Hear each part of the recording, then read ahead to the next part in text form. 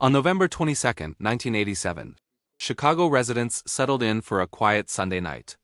Everything seemed normal until 9:14 p.m., when viewers watching WGN's sports highlights saw their broadcast suddenly distort. The screen flickered as an eerie figure wearing a rubber Max Headroom mask appeared, swaying silently in front of a spinning metal panel. Engineers managed to cut the signal within seconds, restoring the regular feed. Well, if you're wondering what's happened, so am I. Actually, the computer that we have running our news from time to time took off and went wild. So what we're going to do is start over from the top of the Bears. But this was only the beginning. 2 hours later at 11:15 p.m., the hijacker struck again, but this time with sound, making the interruption even more bizarre.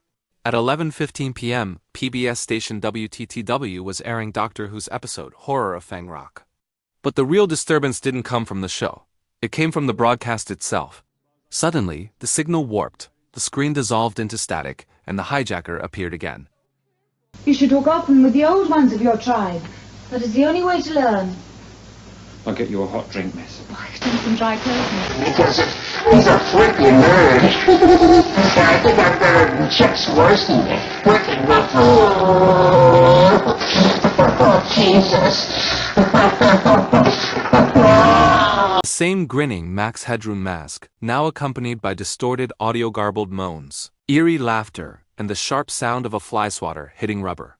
For 90 seconds, thousands of viewers watched as the masked figure muttered incoherent phrases, acted erratically, and even dropped his pants before abruptly disappearing. His final words. The stations dismissed it as vandalism, but for viewers, it was something far more unsettling. And the truth behind it? Even stranger. In Chicago television stations, someone using sophisticated equipment managed to briefly and illegally override broadcast signals on WGN-TV and WTTW. This wasn't just a random prank. Hijacking a TV signal in 1987 required technical expertise and advanced equipment. The hacker needed a powerful microwave transmitter strong enough to overpower WTTW's 50,000-watt signal originating from Chicago. They had to intercept the studio-to-tower feed at precisely the right frequency, a task similar to picking a lock while blindfolded. WGN managed to shut down the first attack by switching transmitters. But WTTW's unmanned tower gave the hijacker the perfect opportunity to strike again. Every action was deliberate. Every glitch was intentional. This wasn't just interference, it was a carefully planned operation. The FCC launched an investigation, but there was one major obstacle: no traceable evidence. The hijacker left behind no fingerprints on the airwaves, no demands, and no explanation. The only thing that remained was 90 seconds of distorted footage, now endlessly analyzed in search of answers. Attempts to decode the warped audio led nowhere. The spinning metal panel turned out to be just a common industrial fan. Even the bizarre fly swatter scene may have been nothing more than a reference to Max Headroom's dystopian backstory, where TV executives torment artificial intelligences. Was this an inside job, or something even more unsettling, something no investigator wanted to acknowledge? Eric Fournier emerged as Chicago's most intriguing suspect in the Max Headroom hijacking. A local artist with a fascination for puppetry and media disruption, Fournier had explored similar glitch-heavy aesthetics years before the hack. His 1987 short film, Dirty Laundry, featured visuals reminiscent of Max Headroom's distorted stuttering style, adding to speculation about his involvement. Some of his associates claimed he had openly boasted about breaking the fourth wall of television, suggesting a deep interest in subverting traditional broadcast media. But when journalists finally tracked him down in 2008, Fournier responded with nothing more than a knowing smile, offering no further details. 2 years later, he passed away, leaving behind no confession, no explanations, and no closure. What remains is the eerie resemblance, his facial features strikingly similar to the masked figure frozen in those infamous broadcast frames. The deeper you look, the more unsettling the connections become. In Max Headroom's original storyline, he was a digital ghost, breaking into networks to expose corporate corruption. The hijacker's final words. "Your love is fading," eerily mirror a phrase from the show about the decline of consumer culture. Even the spanking scene has a strange parallel, resembling a moment in the series where media executives torture Max Headroom. Was this a coincidence? Or was the hijacking an intentional piece of anti-TV performance art, meant to challenge the growing power of media corporations in the Reagan era? Adding to the mystery, the hacker left one final clue, a sticker reading Acme, the fictional company from Looney Tunes. Was it just a playful joke? Or was the entire event meant to feel like a surreal, cartoonish rebellion against television itself?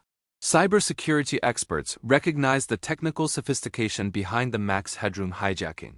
In 1987, TV signals relied on unencrypted analog transmissions, making them vulnerable to interference. Today's digital infrastructure prevents similar attacks, but that infamous Chicago broadcast helped shape an entire hacker ethos. The idea of hijacking a signal as an act of rebellion influenced everything from anonymous to TV portrayals like Mr. Robot.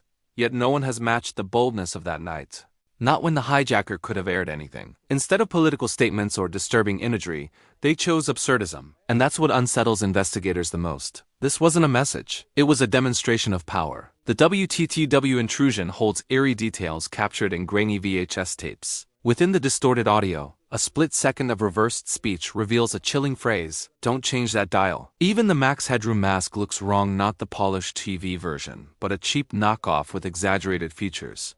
Almost as if the hacker wanted it to seem unsettling, distorted. It wasn't Max Headroom. It was something wearing his face.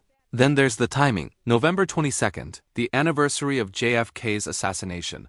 A day deeply tied to broadcast interruptions and national shock. Was it all random coincidence, or was the date chosen deliberately? The mystery endures. Some engineers claim they located the hijacker's transmitter site to an abandoned warehouse near the Hancock Center. The only clue left behind? A dented metal fan, similar to the ones seen in the broadcast. Conspiracy theorists believe the FBI buried the investigation, speculating that the hacker may have worked for a rival network, making the case too sensitive to expose. Then there's the most unsettling theory, the idea that there were two intruders. Watch the tapes closely. The masked figure's height appears different between the two interruptions. The spanking scene requires an accomplice, and then that distorted, looping laugh. It doesn't seem to be coming from the mask, it's coming from somewhere else, somewhere off camera.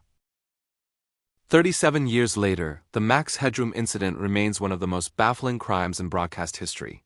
No arrests, no clear motive, just unanswered questions that only grow stranger over time. Why interrupt a PBS Doctor Who episode?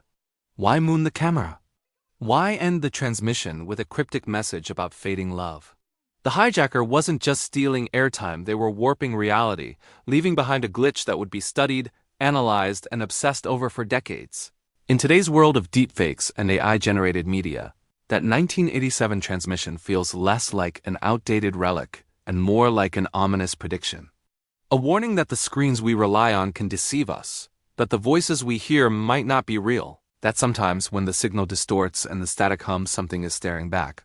We go back to the tapes, those unsettling 90 seconds that defy explanation, to the mask that shouldn't exist. Maybe the real answer was never in the hacker's words, but in the silence between them. The gaps where the only sound was the low hum of dead air, the presence of something or someone listening, waiting. The FCC closed the case in 1989, but the broadcast never truly stopped. Somewhere buried in the forgotten frequencies of analog static, the Max Headroom signal lingers. And that's the unsolved mystery of the Max Headroom broadcast hijacking. And at the end, what do you think? Drop your theories in the comments below. And if you love unraveling eerie mysteries like this, don't forget to like, subscribe, and hit the bell. Thanks for watching, and I'll see you next time.